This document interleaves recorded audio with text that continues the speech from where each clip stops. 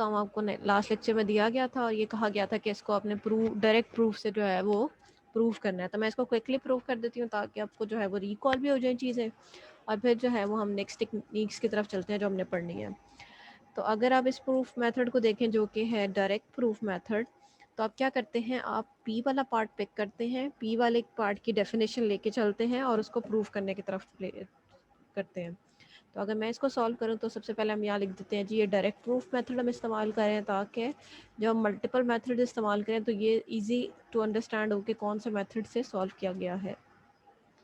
अब अगर यहाँ पर डायरेक्ट प्रूफ मेथड लगाया गया है तो अगर n ऑड है तो आप n को लेट कर सकते हैं इक्वल्स टू 2k+1, और आप ऐसा कर सकते हैं by the definition of odd. ठीक है, तो by the definition of odd आपने n को जो है वो लेट कर लिया है 2k+1।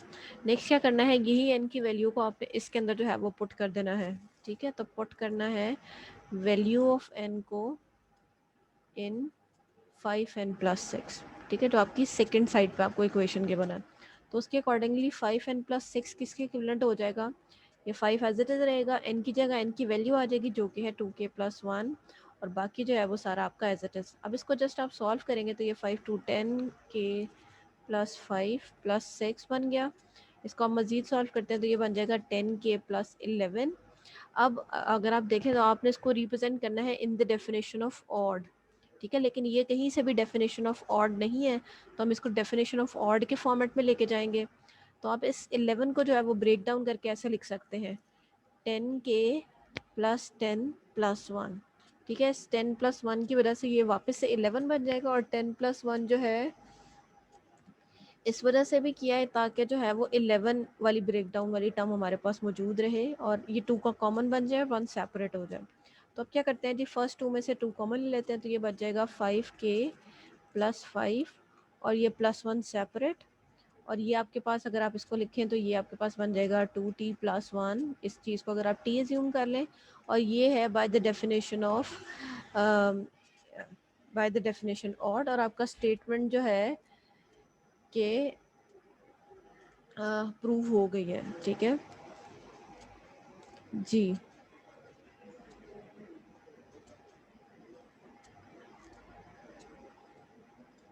जी स्टूडेंट्स यहाँ पे कोई सवाल है तो आप पूछ सकते हैं। ना मैम। तो अगर हम नेक्स्ट प्रूफ टेक्निक की तरफ चलें तो वहाँ पे मैं आपको एक एग्जांपल से सॉल्व करवाती हूँ और वहाँ से बताती हूँ कि एक्चुअली में प्रूफ बाय कॉन्ट्रापोजिशन जो है वो क्यों ज़रूरी है। ठीक है, तो क्लास बस मुझे 1 मिनट दे, मैं एक सवाल नोट डाउन कर लूँ, फिर मैं आपको समझाने की तरफ चलती हूँ कि वाई प्रूफ बाय कॉन्ट्रापोजिशन। तो हमारा हम जो अब सवाल नोट सॉल्व कर रहे हैं वो है if n² is odd then n is odd. ठीक है, इस सवाल को हम सॉल्व करने जा रहे हैं, और इस सवाल को सॉल्व करते हैं हम ये सीखेंगे कि क्यों कोई और प्रूफ टेक्निक जो है उसकी हमें ज़रूरत है। अगर आप इस वाले क्वेश्चन को देखें और हम इसको प्रूफ करने जा रहे हैं डायरेक्ट प्रूफ मेथड से फर्स्टली, तो अगर आप डायरेक्ट प्रूफ इसके ऊपर लगाते हैं तो क्लास यहाँ पे लिखा हुआ है n² ऑड है, इसका मतलब है आप n² को लेट कर सकते हैं 2k+1 के इक्वलेंट। यहाँ पे एक चीज़ आपको डायरेक्टली और क्लियरली बता देती हूँ, और वो ये है कि यहाँ पर अगर आप देखें तो ये लिखा हुआ है n² ऑड है, तो मैंने इसीलिए n² को 2k+1 के इक्वलेंट लिया है by the definition of odd, n को नहीं। अब क्या प्रूफ करना है कि n ऑड है। चलें, अगर मैंने n ऑड करना है तो प्रूफ करना है तो मैं इसका मतलब है इसका मैं अंडर रूट ले लूँ दोनों तरफ।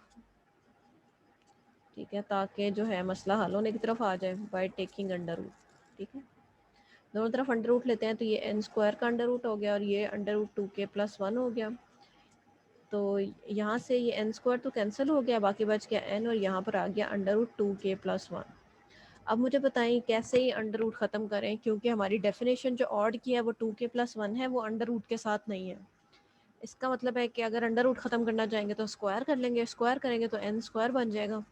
तो अभी आप कभी भी ऐसा नहीं कर पा रहे कि आप इसको डायरेक्टली 2k+1 की डेफिनेशन में ले आएँ, यानी आप क्या कर चुके हैं, आप एक डेड एंड में फंस चुके हैं जिसको आप मज़ीद सॉल्व नहीं कर पा रहे। ठीक है जी, क्लास वापस से आपकी मोटिवेशन बिल्ड करती है ताकि आप थोड़ा सा क्लियरली देख सकें कि एक्चुअली हम करने क्या वाले हैं। अगर आप अपने इस सवाल को देखें तो आपको ये दिख रहा है कि आपने प्रूफ करना था अगर n² ऑड है तो n भी ऑड होगा।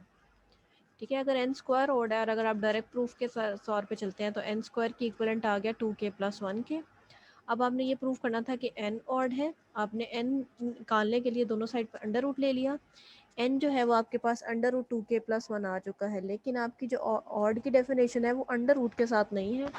इसका मतलब है ये अंडर रूट ख़त्म होना चाहिए। अगर आप अंडर रूट ख़त्म करते हैं तो स्क्वायर करेंगे, स्क्वायर करेंगे तो ये वापस से एन स्क्वायर बन जाएगा। तो अभी आप जो है कभी भी ऐसा नहीं कर पा रहे जिसकी वजह से जो आपकी स्टेटमेंट है वो ऑड ना रहे। लेट्स से या इस चीज़ को आप ऑड प्रूफ कर सकें, तो आप एक डेड एंड में फंस चुके हैं। तो कभी कभी आपके जो सवाल हैं उनको डायरेक्टली सॉल्व करना जो है वो पॉसिबल नहीं होता, जैसे अभी अभी आपने देखा है। तो इस तरह के सवालों के लिए जो हम मेथड इस्तेमाल करते हैं वो हम इस्तेमाल करते हैं प्रूफ बाय कॉन्ट्रापोजिशन। ठीक है, प्रूफ बाय कॉन्ट्रापोजिशन को हम इस्तेमाल करते हैं। प्रूफ बाय कॉन्ट्रापोजिशन में करते क्या है, प्रूफ बाय कॉन्ट्रापोजिशन में हमारे पास, मैं पहले आपको एक चीज़ बताती चलूँ और फिर उसके बाद मैं आपको बताती हूँ जी। हमारे पास ये होती है हमारी ओरिजिनल स्टेटमेंट और ये होता है हमारा उसके पास हमारा कॉन्ट्रा पॉजिटिव उसी स्टेटमेंट का। अगर आप थोड़ा सा रिकॉल करें तो हमने पढ़ा था इनवर्स होता है, कन्वर्स होता है, कॉन्ट्रा पॉजिटिव होता है। तो आपकी ओरिजिनल स्टेटमेंट और आपका जो कॉन्ट्रा पॉजिटिव होता है ये दोनों इक्विवेलेंट होते हैं। ठीक है, ये दोनों सेम होते हैं। तो इसका मतलब है कि अगर ये चीज़ प्रूव नहीं हो पा रही तो आप इस चीज़ को प्रूव कर लें, और अगर ये चीज़ प्रूव हो जाती है तो इसका मतलब है कि आपकी ओरिजिनल स्टेटमेंट क्या है, प्रूव हो गई है। तो यही टेक्निक हम अप्लाई करते हैं प्रूफ बाय कॉन्ट्रापोजिशन में। तो मैं इसको यहीं पर ही आपको प्रूफ बाय कॉन्ट्रापोजिशन से सॉल्व करके दिखाती हूँ और आप ये देखेंगे कि ये प्रूफ बाय कॉन्ट्रापोजिशन से बहुत ही ज़्यादा आसान हो जाएगा। तो अगर आप इसी सवाल को देखें जो कि हमने जब डायरेक्ट सॉल्व किया है तो डेड एंड में फंस रहे हैं, तो हम क्या करेंगे, हम ये करेंगे कि हम इस पे लगाएंगे प्रूफ बाय कॉन्ट्रापोजिशन। ठीक है, जब हम प्रूफ बाय कॉन्ट्रापोजिशन लगाएंगे तो यहाँ पर जो हमने सबसे पहले क्या करना है, जैसे मैंने आपकी टेक्निक के हवाले से आपको बताया कि सबसे पहले हम उसका कॉन्ट्रा पॉजिटिव लिख लेंगे, तो हम भी स्टेटमेंट का कॉन्ट्रा पॉजिटिव लिख लेंगे। ठीक है, तो अगर हम इस स्टेटमेंट का कॉन्ट्रा पॉजिटिव लिखते हैं तो ये बन जाएगा if n is even then n square is even. तो ये आपके पास स्टेटमेंट बनेगी। ठीक है, यानी आप इसको रिवर्स भी कर देंगे और इसको निगेट भी कर लेंगे। ठीक है, अब ये है इसके हम कॉन्ट्रा पॉजिटिव को सॉल्व करेंगे और इसके कॉन्ट्रा पॉजिटिव को सॉल्व करने के बाद हम आगे काम करेंगे। जी क्लास, तो हमने कॉन्ट्रा पोजीशन लिख लिया, अब कॉन्ट्रा पोजीशन को सॉल्व करेंगे। कॉन्ट्रा पोजीशन सीधा सीधा सॉल्व हो जाएगा। अगर आप देखें तो क्या लिखा हुआ है जी, लिखा हुआ है कि n इवन है तो इसका मतलब है n is equals to 2k आ जाएगा बाय द डेफिनेशन। ठीक है, n स्क्वायर इवन होना चाहिए, दोनों साइड पे स्क्वायर कर लें, n square is equals to 2k का होल स्क्वायर। 2k के होल स्क्वायर को वैल्यूएट कर लें तो ये बन जाएगा 4k स्क्वायर। इसको डेफिनेशन ऑफ इवन में लिख दें तो ये बन जाएगा 2 इंटू 2k स्क्वायर। इसको t लेट कर लें तो ये आपके पास बन जाएगा 2t और ये आपके पास इवन है बाय डेफिनेशन, और आपका सवाल जो है वो सॉल्व हो गया। तो अगर आप देखें तो कितना ही इजी है इसको प्रूव करना, सिर्फ टेक्निक में माइनर सा शिफ्ट है। और वो माइनर सा शिफ्ट क्या है, वो ये है कि आप जब इस तरह से प्रूव करते थे जो कि डायरेक्ट मेथड था, तो आप एक डेड एंड में फंस सकते हैं कुछ केसेस में, और उस डेड एंड से बचने के लिए हम क्या करते हैं, हम कॉन्ट्रा पॉजिटिव लिखते हैं पहले स्टेटमेंट्स का एंड देन कॉन्ट्रा पॉजिटिव को सॉल्व करते हैं, जैसे कि अभी यहाँ पे सॉल्व किया। और अगर कॉन्ट्रा पॉजिटिव सॉल्व हो जाता है तो इसका मतलब है कि आपकी ओरिजिनल स्टेटमेंट भी सॉल्व हो गई। जी स्टूडेंट्स, जिनका सवाल हो यहाँ पे वो पूछ लें, फिर हम इसको प्रूव और तो एग्जांपल देखते हैं ताकि आप बेहतर तरीके से समझ सकें। जी स्टूडेंट्स, कोई सवाल हो किसी के, कैसे प्रूव करें, आपको समझ आ रहा है? जी स्टूडेंट्स, यस मैम। चलें एक और सवाल देखते हैं। ये तो काफ़ी आसान सा था, उसके बारे में आप मुझे बताएंगे और फिर हम सॉल्व करेंगे। तो सवाल है हमारे पास proof, if 3n plus 2 is odd then n is odd। ठीक है, इस सवाल को हम प्रूफ करने वाले हैं और इस सवाल को प्रूफ करके देखते हैं कि जी किस तरह से प्रूफ किया जा सकता है। तो टेक्निक जो इस्तेमाल कर रहे हैं वो है प्रूफ बाय कॉन्ट्रा पोजीशन। ठीक है, जिसमें हम कॉन्ट्रा पॉजिटिव लेते हैं देन सॉल्व करते हैं। चलें जी क्लास, कौन बताएगा मुझे इस स्टेटमेंट का कॉन्ट्रा पॉजिटिव क्या है? If n is even, then 3n plus 2 is even. ठीक है, गुड। तो अगर आप इसका कॉन्ट्रा पॉजिटिव लिखें तो कॉन्ट्रा पॉजिटिव जो आ रहा है वो है आपके पास इफ़ n इज़ इवन, ठीक है, यानी आपका ये वाला पार्ट पहले आएगा विद निगेशन, तो निगेशन ऑड को हमने इवन कर लिया है। देन ये वाला पार्ट आपके बाद में आएगा विद निगेशन, जो कि बन जाएगा then 3n plus 2 is even. ठीक है, तो ये हमारे पास जो है हमारी पूरी स्टेटमेंट बन गई है। अब करना ये है कि इस वाली स्टेटमेंट को प्रूफ करना है, और ये वाली स्टेटमेंट जो है ये तो आपको प्रूफ करनी आती है। n इवन है तो n को आपने लेट कर लिया है 2 के, और ये है बाय डेफिनेशन ऑफ इवन। और अब आपने इसकी वैल्यू जो है वो 3n प्लस 2 में पुट कर देनी है। तो 3n प्लस 2 आपके पास किसके इक्विवेलेंट आ जाएगा? 3 इंटू 2 के प्लस 2 के इक्विवेलेंट आ जाएगा। इसको आप सॉल्व करेंगे तो ये बन जाएगा 3 2 6 के प्लस 2। चूँकि ये इवन है तो इसमें से 2 कॉमन ले लेंगे, तो ये आपके पास बन जाएगा 3 के प्लस 1। 3 के प्लस 1 को लेट कर लें t, तो ये आपके पास बन गया 2t, और ये क्या है? ये है इवन बाय डेफिनेशन, और आपका सवाल जो है वो सॉल्व हो गया। ठीक है, तो देखिए कितना ही आसान है इसको भी सॉल्व करना, बिल्कुल पहले की तरह से।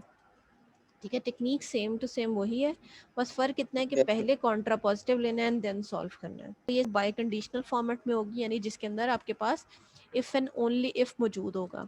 और जब भी आपके पास स्टेटमेंट में इफ़ एंड ओनली इफ़ आ जाएगा तब आपने क्या करना है, उसको पहले उसकी सिंप्लीफाइड फॉर्मेट में लिख लेना है, जो क्या है? पहला है कि p इम्प्लाइज q, और दूसरा है q इम्प्लाइज p। और फिर इनको चाहे प्रूव बाय डायरेक्ट प्रूफ से या प्रूव बाय कॉन्ट्रापोजिशन से सॉल्व करना है, लेकिन दोनों को सॉल्व करना है। वंस आपके दोनों पार्ट सॉल्व हो गए तो आप ये कह सकते हैं कि ये स्टेटमेंट जो कि इक्विवेलेंस फॉर्म में है ये प्रूव हो गई।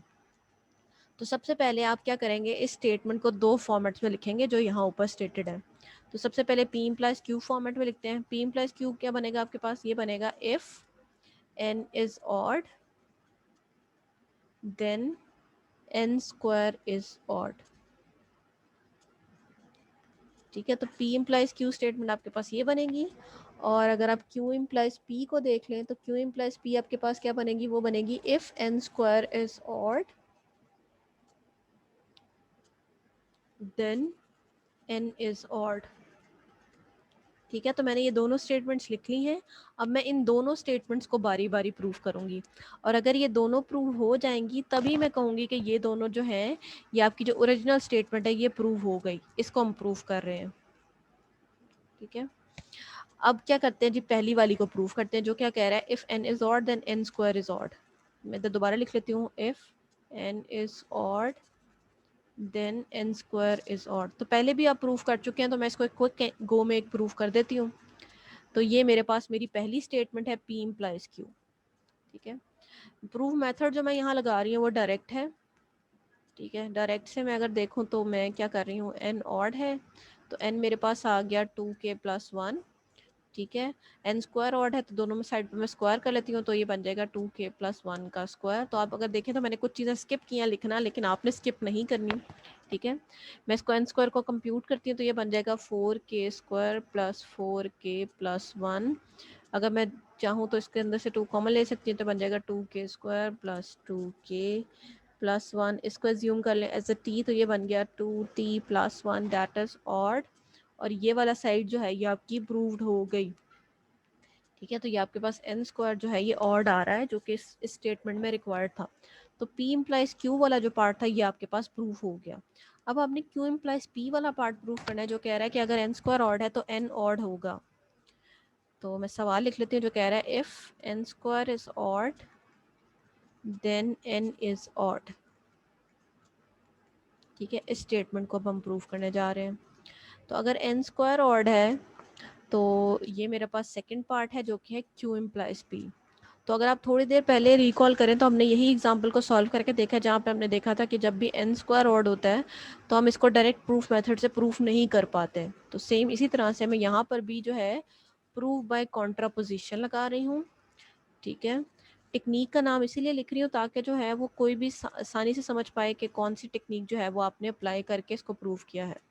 तो प्रूव बाय कॉन्ट्रापोजिशन लगाया तो मैं सबसे पहले इसका कॉन्ट्रापोजिटिव लिख लूँगी, जो है कि अगर n जो है वो इवन है देन n स्क्वायर इवन होगा।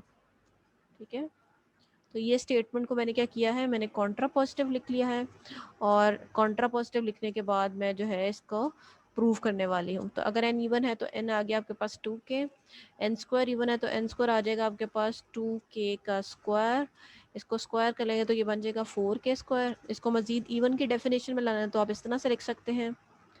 ठीक है, और ये आपके पास इवन की डेफिनेशन में आ गया, और ये आपका ये पार्ट भी जो है वो प्रूव्ड हो गया। ठीक है, तो अगर आप देखें तो आपने P इम्प्लाइज Q वाला पार्ट भी प्रूव कर लिया है, और Q इम्प्लाइज P वाला पार्ट भी प्रूव कर लिया है। और अब आप कह सकते हैं कि as both parts are proved, so it's represent that our original statement is proved।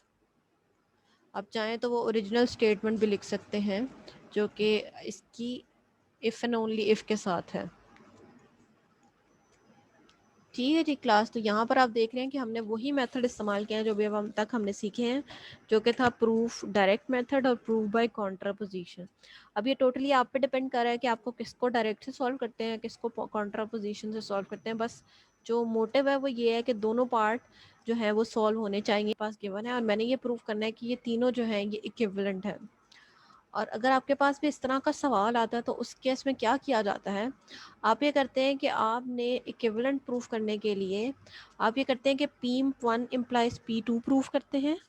ठीक है, P2 इम्प्लाइज P3 प्रूफ करते हैं, और इसी तरह से P3 इम्प्लाइज P1 प्रूफ करते हैं। तो ये तीन स्टेटमेंट्स आपने प्रूफ करनी है।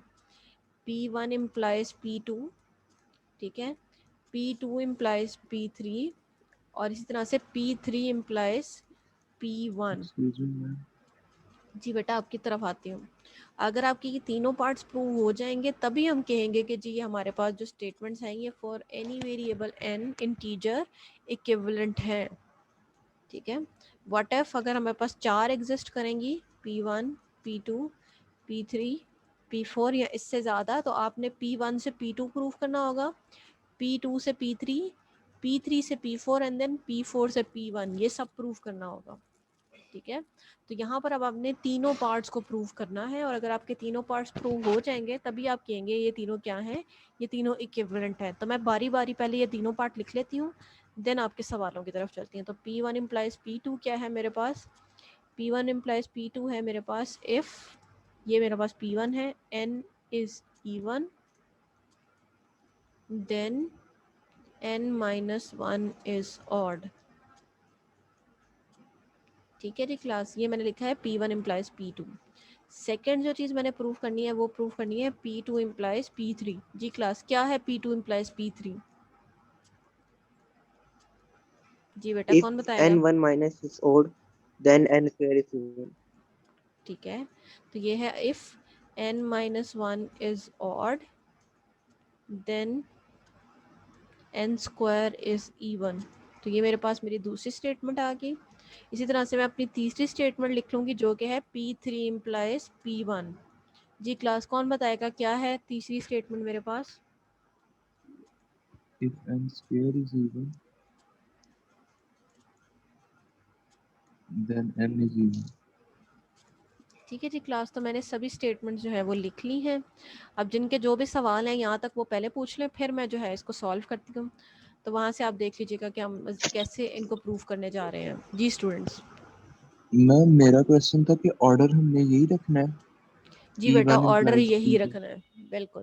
आप चाहें तो बेशक पहले 2 वाले को प्रूफ कर लें, बेशक पहले 3 वाले को प्रूफ कर लें, लेकिन ऑर्डर यही होना चाहिए, P1 implies P2, P2 implies P3 और P3 इम्प्लाइज P4।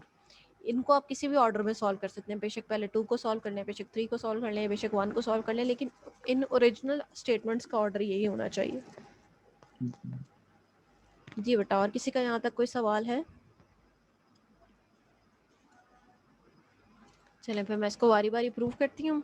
अब वापस से प्रूफ करते वक्त आपकी मर्ज़ी है, जो मर्ज़ी प्रूफ टेक्निक लगाएं, डायरेक्ट लगा लें, कॉन्ट्रापोजिशन लगा लें, ठीक है, और यहाँ चाहे जो तीसरी जो हम पढ़ेंगे वो लगा लें। तो कोई हार्ड एंड फास्ट रूल नहीं है कि कौन सी वाली टेक्निक जो है वो आपने अप्लाई करनी है, बस टेक्निक अप्लाई करके प्रूफ करना है। तो पहली वाली प्रूफ करते हैं जो कि है P1 इम्प्लाइज P2। ठीक है जी, ये हमारा फर्स्ट है और P1 इम्प्लाइज P2 है मेरे पास। अगर n इवन है तो n माइनस वन ऑड है। If n is even then n minus one is odd. जी क्लास, तो सीधा सीधा आपको पता है करना क्या है, तो वही यहाँ मैं सॉल्व करने जा रही हूँ। प्रूफ लगा रही हूँ डायरेक्ट मेथड, ठीक है। डायरेक्ट मेथड है, n इवन है तो n आ गया आपके पास 2k बाय डेफिनेशन, ठीक है। इसी वैल्यू को आप पुट कर दें n माइनस वन के अंदर, तो n माइनस वन आपके पास क्या आ जाएगा, 2k minus one. 2k minus one जो है ये आपकी ऑड की डेफिनेशन नहीं है, इसका मतलब है आपको इसकी प्रॉपर ऑड की डेफिनेशन की तरफ जाना पड़ेगा। जो क्या कर सकते हैं आप, इस तरह से कर सकते हैं कि आप कर लें जी माइनस टू प्लस वन। इसको सॉल्व करेंगे तो वापस से माइनस वन बन जाएगा। और टू क्यों रखा है, ताकि टू के फैक्टर को हम कॉमन ले सकें, ठीक है। यहाँ से टू कॉमन ले लें तो ये बन जाएगा k minus one plus one. k minus one को लेट कर लें t, तो ये बन जाएगा 2t plus one, that is odd by definition. और आपका ये वाला पार्ट जो है ये प्रूव्ड हो गया। तो एक बार दोबारा देख लें, यहाँ पे एक छोटी सी चीज़ मैंने किया है, वो ये क्या किया है कि मैंने, चूँकि मुझे ये 2k प्लस वन के फॉर्मेट में चाहिए था, तो मैंने माइनस टू प्लस वन के फॉर्मेट में पहले लिखा है। देन इस माइनस टू प्लस वन के अंदर से इस तरफ टू कॉमन ले लिया और ये प्लस वन को एज इट इज़ रहने दिया, और मेरे पास ऑड की डेफिनेशन जो है वो बन गई। तो ये मैंने जो है इस वाले पर्टिकुलर पार्ट में इस तरह से सॉल्व किया है। जी बेटा, कोई सवाल हो किसी का? तो मेरा फर्स्ट पार्ट जो है वो प्रूव हो गया है। इसी तरह से मैं अब सेकंड पार्ट प्रूव करती हूँ। सेकंड पार्ट जो कि है मेरे पास P2 implies P3, ठीक है। और P2 implies P3 जो है वो मेरे पास है, if n minus one is odd then n square is even। तो क्लास चाहे तो आप इस पर डायरेक्ट मेथड लगा लें, चाहे तो प्रूफ बाय कॉन्ट्रापोजिशन लगा लें। तो मैं फ़िलहाल डायरेक्ट से प्रूफ करने जा रही हूँ। अगर मैं डायरेक्ट में स्टक हो गई तो मैं इसके ऊपर कोई और टेक्निक जो है वो अप्लाई कर लूँगी, ठीक है। फ़िलहाल मैं कौन सा मेथड लगा रही हूँ, फ़िलहाल मैं डायरेक्ट लगा रही हूँ। वंस मैं स्टक हो जाऊँगी तो मैं फिर टेक्निक बदल लूँगी। तो फ़िलहाल अप्लाई करते हैं। n माइनस वन ऑड है तो क्या आ गया, n minus one is equal to 2k plus one, ठीक है। जो चीज़ पूरी की पूरी ऑड कही जा रही है उस पूरी की पूरी को मैं ऑड की डेफिनेशन की इक्विवेलेंट लेट कर रही हूँ। यहाँ से मैं n की वैल्यू निकाल लेती हूँ क्योंकि मैंने उसका फिर स्क्वायर लेना है। तो n की वैल्यू आ जाएगी मेरे पास 2k प्लस वन, ये माइनस वन इधर गया तो ये भी प्लस वन बन गया, और ये मेरे पास आ गया 2k प्लस टू। ये है मेरे पास n स्क्वायर इवन होना चाहिए तो दोनों साइड पे स्क्वायर लेते हैं। तो n square is equal to 2k plus two का होल स्क्वायर। तो ये बन जाएगा आपके पास 4k square plus four plus two into two k into two, two two ज़ा फोर, फोर टू ज़ा एट, एट के आ जाएगा आपके पास, ठीक है। 2ab वाला जो आपका सेक्शन है। अब अगर आप देखें तो ये इवन होना चाहिए, तो इवन के लिए आपने क्या करना है, आपने इसके अंदर से सिर्फ टू कॉमन ले लेना है। तो ये बन जाएगा 2k square plus two plus 4k, और इस वाले पूरे पार्ट को t लेट कर लें, ये बन गया 2t, और ये आपके पास क्या है, इवन, जो कि आपको यही कहा गया था। और ये पार्ट भी जो है ये आपका प्रूव्ड हो गया। जी बेटा, यहाँ पर किसी का सवाल है तो पूछ लें। अगर आप चाहें तो इसको प्रूव बाय कॉन्ट्रापोजिशन से भी सॉल्व कर सकते हैं, कोई पर्टिकुलरली रिस्ट्रिक्शन नहीं है। जी जी क्लास, इस वाले सवाल में मैम किसी का यहाँ कोई पे सवाल है? मैम यहाँ पे n माइनस वन है तो आपने वहाँ हम्म। प्लस किया मैम, 2k बेटा प्लस वन। बेटा मैं आपको बताती हूँ क्या कहा है उन्होंने। उन्होंने कहा है n माइनस वन क्या है, ऑड। मैंने ये क्या लिखा है, ऑड की डेफिनेशन। यस मैम, इसके नीचे बोल रहा हूँ मैम मैं कि यहाँ n पे मैंने क्या माइनस वन किया है है, ना। मैंने यहाँ से n की वैल्यू निकाल ली है, ठीक है। मैंने यहाँ से इस वाली इक्वेशन से n की वैल्यू निकाल ली है। तो यहाँ पे ये n माइनस वन था, ये माइनस वन यहाँ से उठा और इस तरफ चला गया, तो इस तरफ से जब इधर आया तो साइन उलट जाता है, तो माइनस वन इधर आके प्लस यस वन बन मैम। गया, और फिर मैंने उसको सॉल्व कर लिया तो ये बन गया 2k प्लस टू, ठीक है। तो यहाँ से चूंकि मैंने n स्क्वायर को प्रूव करना था ना, तो इसलिए मुझे n की वैल्यू चाहिए थी। n की वैल्यू इस इक्वेशन से निकाल लिया जो मेरे पास बन रही है। जी क्लास, और किसी को यहाँ पे कोई कन्फ्यूजन हो? ठीक है, तो दूसरा पार्ट भी हमारा प्रूफ हो गया। तीसरे पार्ट की तरफ चलते हैं। तीसरा पार्ट जो यहाँ पे मेरे पास बन रहा है जो कि है P3 इम्प्लाइज P1, चले इसको आप सॉल्व करें। तो P3 implies P1 है मेरे पास if n square is even then n is even। ठीक है जी क्लास, आप सॉल्व करें फिर मुझे बताएं, क्योंकि ये वाला तो मैं पहले भी आपको सॉल्व करवा चुकी हूँ। मैम कर लिया मैम। चलें बताएं कौन सी टेक्निक आपने अप्लाई किया, डायरेक्ट या कॉन्ट्रापोजिशन? Contraposition ma'am. चलें गुड जी क्लास, बाकी सब भी सॉल्व करें ताकि हम फिर ये देख सकेंगे क्या आप सॉल्व कर पा रहे हैं या नहीं।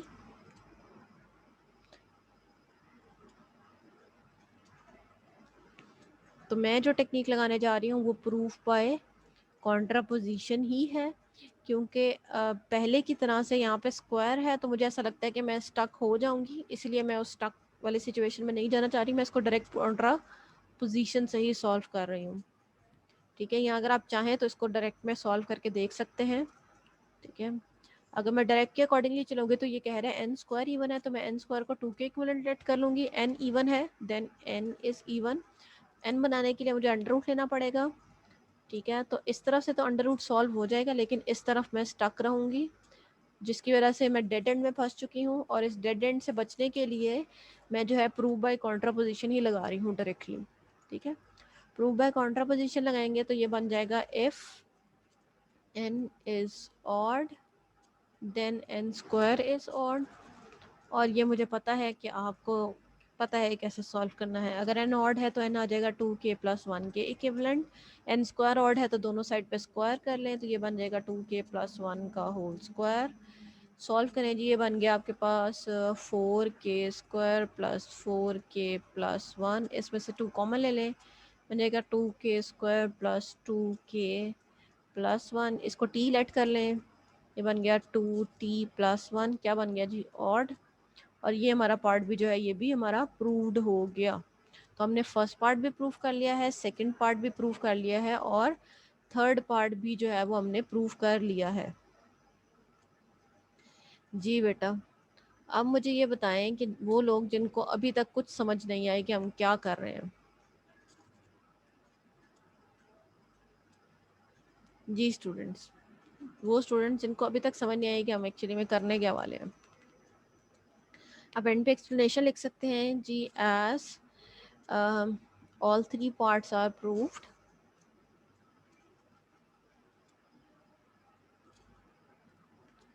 so this represent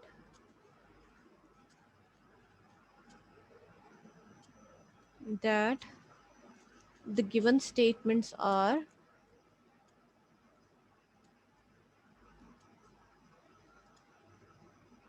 equivalent